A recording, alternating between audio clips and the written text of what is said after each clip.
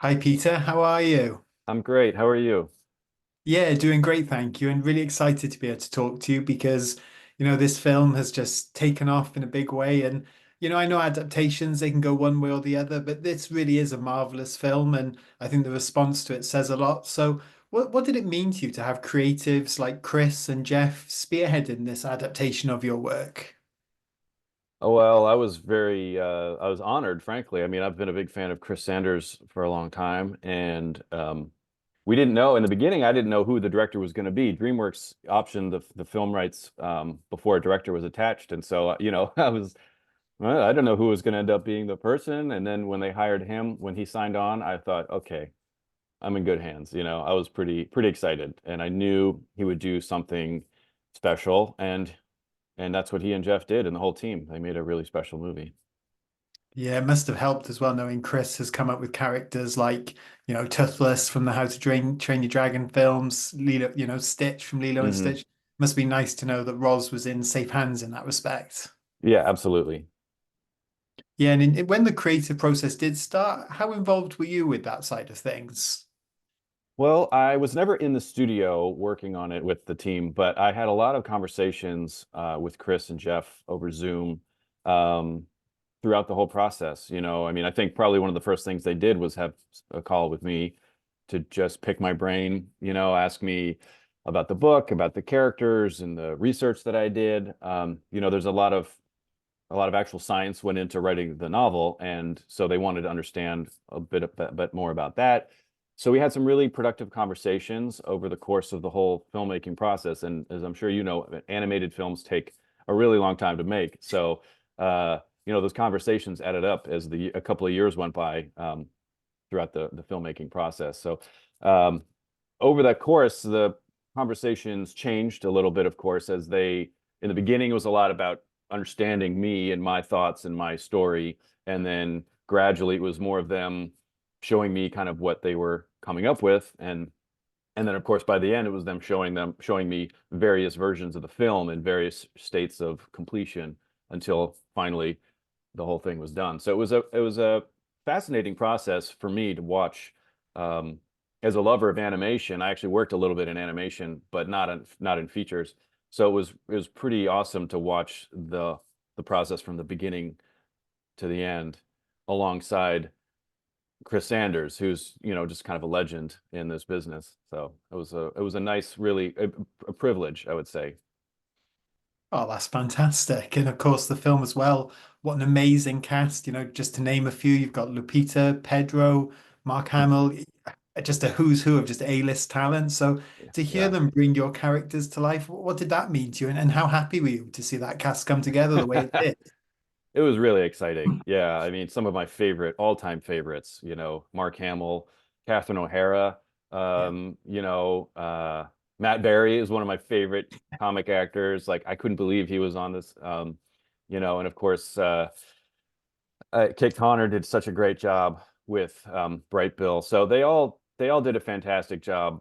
Um, and just being fans of theirs made me even more excited. I was Pedro Pascal seems like the hardest working guy in show business right now. He's just everywhere all the time, right? He's doing everything, and so uh, the fact that he was a part of it was really exciting. So yeah, I was thrilled. I again, in the beginning, I don't know what any of this is going to turn into. So every step of the way, it felt like DreamWorks was making really smart decisions, hiring Chris Sanders first and foremost, and Jeff, and then the various creative leads, and then the voice cast. It was just like it just kept getting better and better.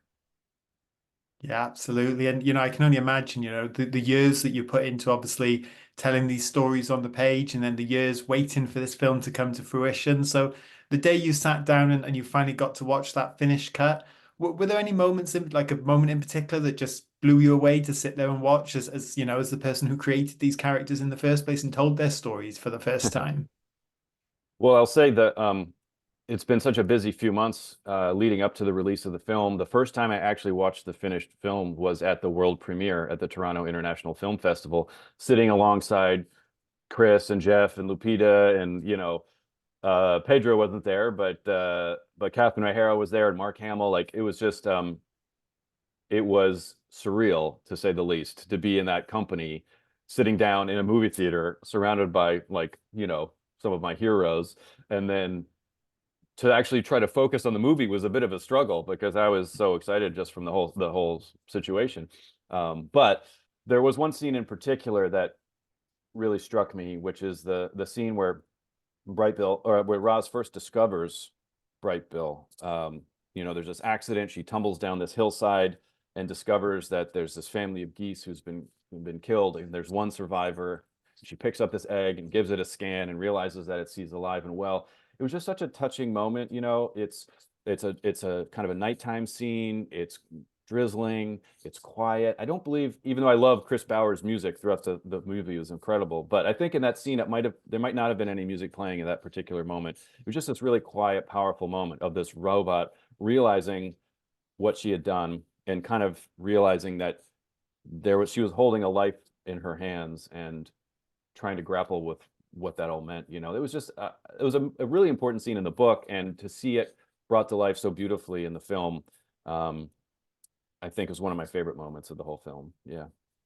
Amazing. And there are so many great characters in this film, but of course, Roz, she's the heart of the story, very much as she was in the books. So when you saw her brought to life on screen and the design, obviously the design process they went to take what was on the page and to create this animated character, what did you enjoy about, seeing her come to life in that way, as well as the characters like, Fink and Brightbill, who she's surrounded by? Yeah, it was great. The movie Roz looked a little different from the book Roz, but Yeah. Chris and explained to me stuff that I kind of already knew, but the fact that they needed to make her animatable, and my design for the illustrations, it's just a still image. I don't have to worry about how the character actually moves on a page or on a screen. And so they needed to change her a little bit to make her more animatable, and I think the finished design they came up with was pretty cool. And they stuck to sort of the general shape. A robot could look like anything, actually.